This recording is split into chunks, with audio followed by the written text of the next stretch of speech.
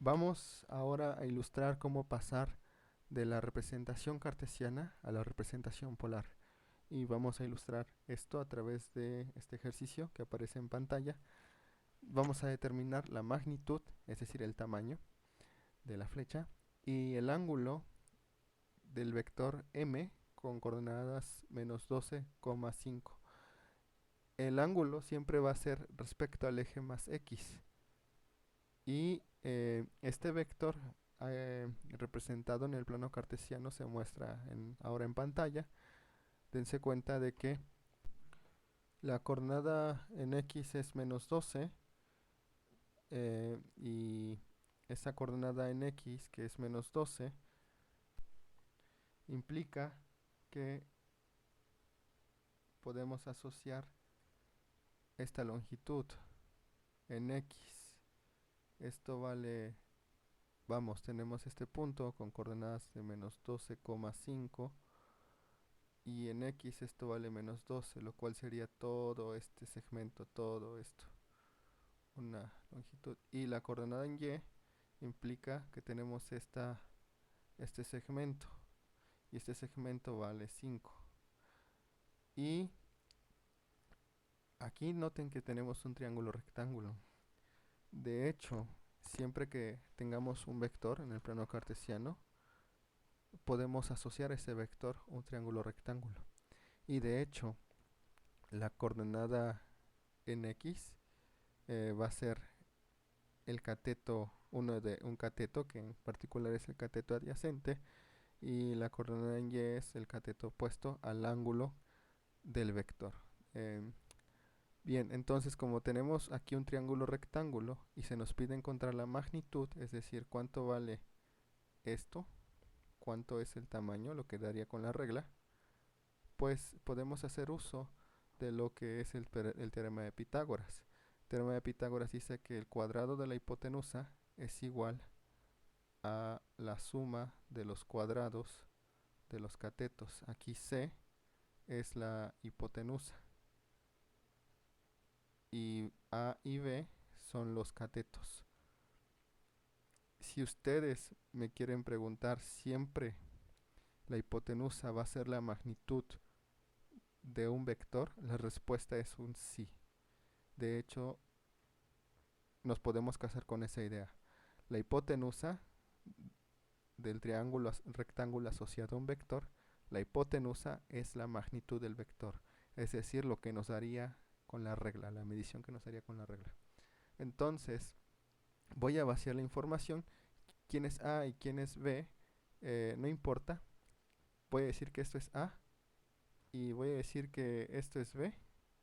Y ahora tengo que A, que es esto es 5 al cuadrado, más B, esto es -12 al cuadrado. Entonces tengo que hacer las operaciones eh, con el orden que se nos enseña en aritmética. 5 al cuadrado son 25 y -2 al cuadrado son 144. Acuérdense que primero van los cuadrados. Ahora me queda hacer una suma, eso me da 169. Entonces aquí ya no tengo espacio, voy a continuar aquí. C cuadrada es 169 y C, por lo tanto, es la raíz de 169, y la raíz de 169 es un número entero, es 13. Entonces la magnitud de este vector, lo que nos daría con la regla, sería 13. Esta es la magnitud. Bien, solo para entrar un poco en el contexto de la física, tenemos que el teorema de Pitágoras es esta fórmula, ¿no? C cuadrada es igual a cuadrada más B cuadrada, donde C ya quedamos que es la hipotenusa. Si yo despejo C, es la fórmula a la cual llego, es esto. Ahora, esta fórmula es, es correcto, ¿sale? Lo que aquí aparece en la parte izquierda, si lo quieren ver, es un poco, pues, la fórmula cambiada de apariencia, ya contextualizada a lo que es la física. Como les comenté, C es la hipotenusa, y C, que es la hipotenusa, siempre va a ser la magnitud del vector. Esto va a ser siempre así, la magnitud del vector. Y A y B son las coordenadas del punto asociado. No importa quién es A y quién es B. Bien, resulta ser de que en física la magnitud del vector, que aquí estamos diciendo que es el vector que se llama v, la magnitud del vector se va a representar siempre de esta forma. Supongamos que tenemos un vector que es A, supongamos. Entonces su magnitud quedaría representada como A dentro de estas dos barritas, ensanduichadas dentro de estas dos barritas. Esto, siempre que veamos esto, significa la magnitud del vector. Entonces resulta ser de que esta b entre barras es la hipotenusa. V sub x es la componente del vector en x, es la coordenada en x. Y v sub y es la coordenada en y, o el componente del vector en y. Si les parece un poco rebuscada esta expresión, simplemente ignórenla y quédense con el teorema de Pitágoras, teniendo presente de que la hipotenusa es la magnitud. Pero esto lo pueden llegar a encontrar en algunos textos de física. Es básicamente el teorema de Pitágoras aterrizado a ese contexto. Entonces, para este vector encontramos que la magnitud es 13. El vector se llama m. Entonces su magnitud, la magnitud del vector m es 13. Aquí lo escribí al revés, pero no importa. Ahora, ¿cómo se encuentra el ángulo que forma con el eje más x? Aquí, para explicarles cómo se encuentra ese ángulo, voy a asumir que ustedes saben un poco de trigonometría, en concreto de las funciones arcoseno, arcocoseno y arcotangente, que son funciones que nos permiten encontrar el valor de un ángulo si tenemos, no sé, la tangente o lo que sea. Entonces, resulta ser de que ustedes saben de que la tangente, la definición de tangente es cateto opuesto, aquí se me barra un poco, sobre cateto adyacente. Como un hecho, siempre que hablemos de vectores, el cateto opuesto al ángulo siempre va a ser la coordenada en y. Y el cateto adyacente al ángulo siempre va a ser la coordenada en x. Siempre, eso va a ser siempre. De forma de que esta expresión yo puedo escribirlo como viene. Y sobre x. La división de las coordenadas en y x. Pero si quiero aterrizar esta fórmula a la física, si lo quiero rebuscar un poco esta expresión, voy a tener que es la coordenada en y, o la componente en y del vector, entre la componente x del vector. Entonces, resulta ser de que esto último que acabo de escribir es esta expresión. Es esta expresión.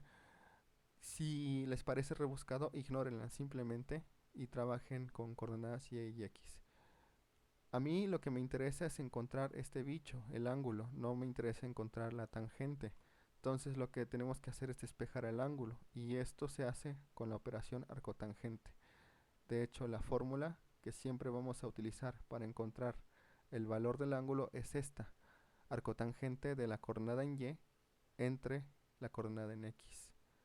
En nuestro caso, tenemos que la coordenada en x, acuérdense que la coordenada en x vimos, y de hecho aquí se está viendo que es menos 12, y la coordenada en y, esto es 5. Conociendo esto, yo sustituyo aquí en la fórmula de arcotangente, la coordenada en y es 5 entre menos 12. Si yo voy, esto lo tengo que hacer con calculadora, desafortunadamente.